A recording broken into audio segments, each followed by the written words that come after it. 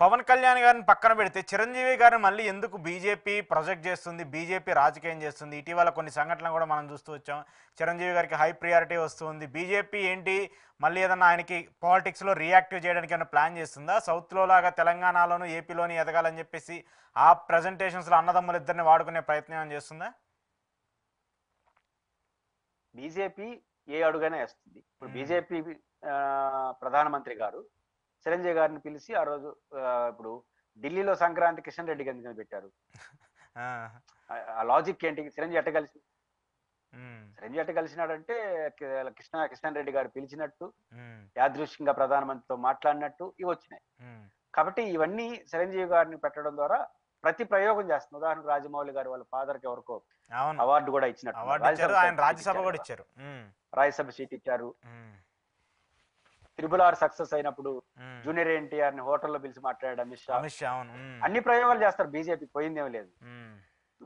Success అయితే own చేసుకుని, success కాకపోతే జరిగేది జరుగుతుంది అనుకుంటారు. రెండు, ఒకవేళ చిరంజీవి గారిని ఎంకరేజ్ చేయడం రెండు కోణాలు ఉంటాయి. ఒకటి, పవన్ కళ్యాణ్ గారు తోడైనారనుకో, సరే అన్న తమ్ముళ్ళు ఇద్దరిని తోడేసుకొని కొడతారు. ఒకవేళ తమ్ముడు నిరాకరించారు అనుకోండి, వాళ్ళ ప్రయోగానికి అన్నని ముందు పెట్టుకుంటారు. సమస్య ఉంది. ఏ ప్రయోగం చేస్తుంది బీజేపీ? బీజేపీతో పద్ధతిగా ఉంటేనే పద్ధతిగా ఉంటారు. వాళ్ళ ప్రయోగాలు మామూలుగా ఉండవు. మీకు ఒక సర్టిఫికేట్ ఇచ్చాడు కాబట్టి మీతోనే ఉన్నారు అనుకోదని, నాకు ఇంకో సర్టిఫికేట్ ఇచ్చుంటారు. నువ్వు మర్యాదగా వస్తే కలుపుకుంటారు ఇద్దరిని, లేకపోతే నిన్ను వదిలేసి నన్ను తీసుకొని పోతారు. జాతీయ పార్టీ కదా. కాబట్టి చిరంజీవి గారిని తీసుకోవడంలో వ్యూహాత్మకంగా కలిసి వస్తే సంతోషం, కలిసి రాకపోయినా మేము రాజకీయాలు మేము చేస్తా ఉంటారు. కాబట్టి బీజేపీ ఆంధ్రప్రదేశ్ లో కలిసి వచ్చే ఏ అవకాశాన్ని కూడా, దట్టు 28లోనే తెలంగాణ ఎన్నికలు వస్తాయి కదా, వాళ్ళు తెలంగాణ మీద కొన్ని ఆశలు కూడా ఉన్నాయి. అందుకే ఇప్పుడు ఆ ప్రోగ్రామ్ కి సింగర్ సునీత వాళ్ళందరినీ కూడా పిలుచుకోపోయినారు కదా. అవును, చాలా మందిని పిలిచారు.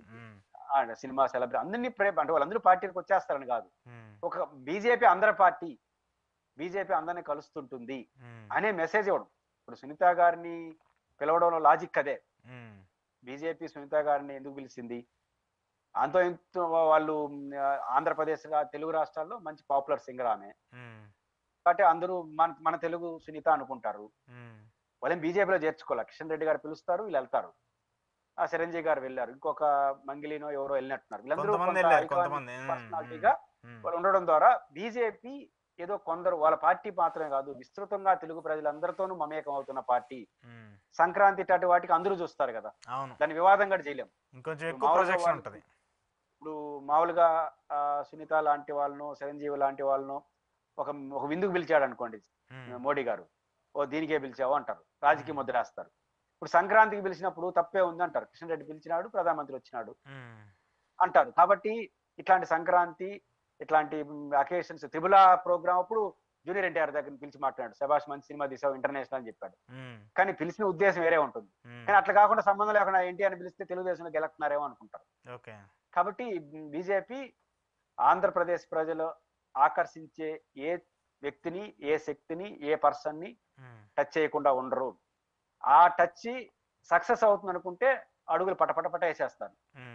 ఆ సెట్ కానంత వరకు మెల్లిగా ఓపికగా వేస్తూ పోతుంటారు. వర్కౌట్ అయిన రోజు వాళ్ళ ప్రతాపం వాళ్ళు చూపిస్తారు.